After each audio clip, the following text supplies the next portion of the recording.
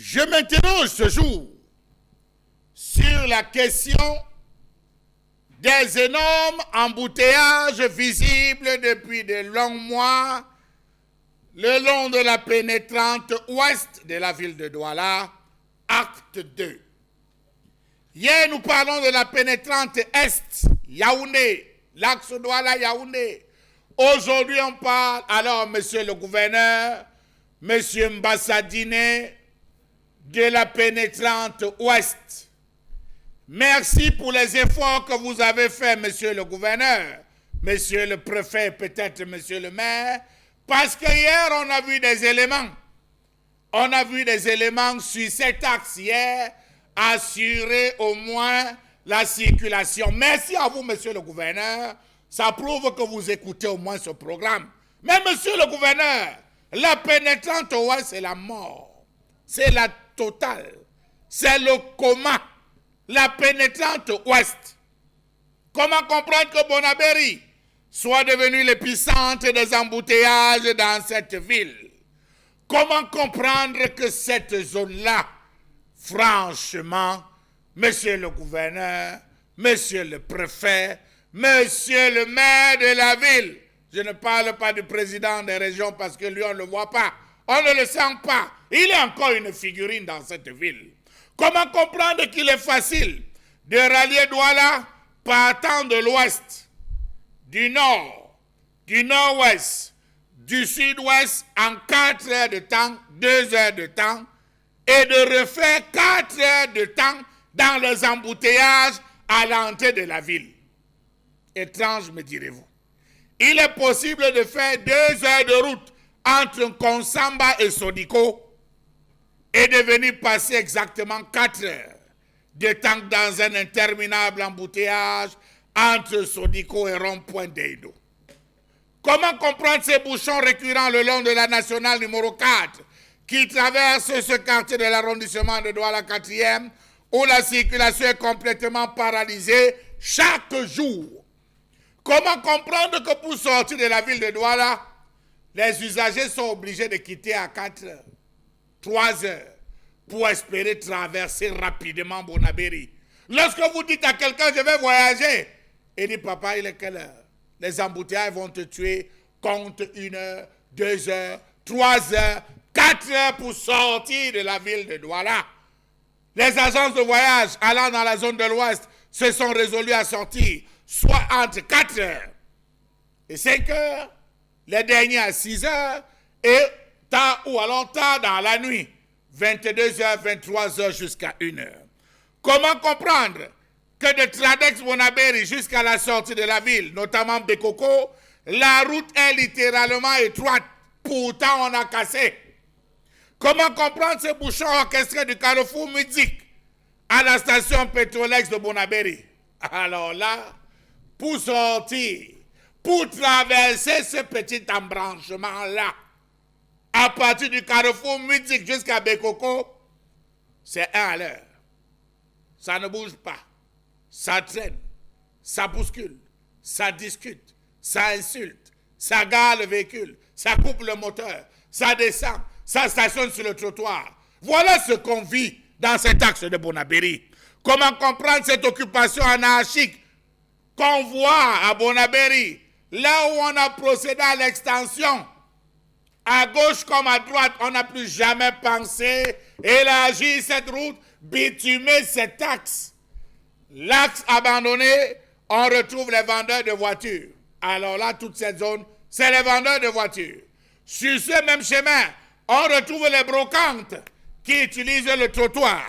On retrouve les mototaximens qui ont créé leur gare routière. Des véhicules abandonnés, j'en passe, qui n'aident pas la fluidité du trafic. Que dire de ces agents de la communauté urbaine, de la mairie de la ville, qui sont à la sortie avec des S, obligeant les chauffeurs à stationner sur l'axe pour payer les 1000 francs, payer le bordereau comme on dit de ce côté? Autant d'éléments qui poussent aux embouteillages. Pourquoi avoir cassé des maisons, agrandir la route, si le projet de bitumage n'était pas pour demain? À Bonabéry, les usagers de la route passent des heures dans des bouchons difficile de circuler. Vous avez ceux qui ont des pannes de carburant. Pour pouvoir traverser, il faut avoir d'abord le carburant de Bonabéry et après le carburant du voyage. Parce que seulement sortir de Bonabéry demande un carburant spécial. Ce n'est pas le compte de l'État, c'est le compte des poches des usagers. La faute à un grave embouteillage qui paralyse la circulation. Les véhicules sont immobilisés. Même les piétons et les conducteurs de moto ont du mal à avancer du moins des centimètres. On fonctionne par choc contre par choc. Les véhicules sont immobilisés. L'anxiété et la colère se lisent sur le visage de certains passagers qui ont déjà passé plus de 2 heures coincés dans ces embouteillages. Traverser Douala 4e pour Bekoko demande beaucoup de courage et surtout de patience. Un vrai parcours de combattant. Quand vous ne faites pas 3 heures, vous faites tout simplement le double. Est-ce que la construction tant vantée des routes est en train ou alors va régler le problème de la viabilisation de Douala? Non. Qu'est-ce qui peut expliquer le fait que l'embouteillage demeure là où les routes ont, entre guillemets, dit-on, été livrées? Peut-on calculer le manque à gagner pour chaque entreprise sur le plan économique? Emploi de temps est retouché, retard observé au lieu des services, retard de livraison ou retard dans les institutions scolaires? Point d'interrogation. Savez-vous qu'il a été prouvé dans une étude réalisée sur l'évolution du coût des embouteillages que chaque jour, le Cameroun, et notamment la ville de Douala, perd 56 millions de francs CFA chaque jour qui partent en fumée, créant un impact direct sur l'économie du pays. Ce constat est assez cinglant au regard des coûts directs et indirects des bouchons sur l'économie. Carburant gaspillé, usure accrue des véhicules et heures de production perdues par les entreprises. Sur l'axe de Bonabéry, les véhicules avancent à pas d'escargot dans les voitures. Les clients tout en sueur nettoient le visage avec les mains. Les automobilistes qui restent confrontés à ces nombres bouchons ne savent plus à quel sens se vouer. Savez-vous que certains véhicules sont obligés de voler lentement dans leur trajet, d'autres tombent même en panne? Le cas des camions, c'était il y a 2 jours. Le camion est littéralement tombé en panne. Il fallait venir dépanner, occasionnant encore de nombreux embouteillages. Comment comprendre donc qu'à ces différents endroits, il est strictement difficile de pouvoir circuler? Pourquoi le ministre Nganou Messi, jusqu'à ce jour, ne se justifie pas sur cette sortie de la ville ouest, cette sortie ouest de la ville de Douala?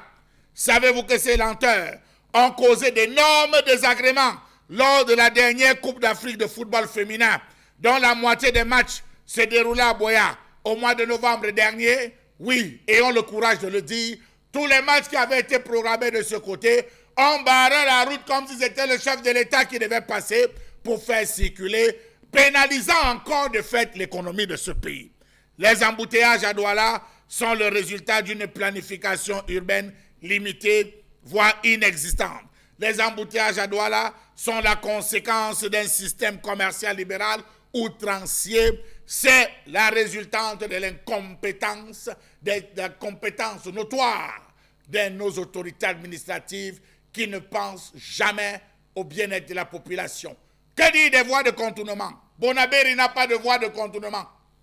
Vous arrivez à 4 étages, gare routière, rond-point du rail. Alors là, c'est la totale. Traverser est une honte. C'est un malheur avec des ronds-points extrêmement grossiers. Bonabéry, shame. Shame for you.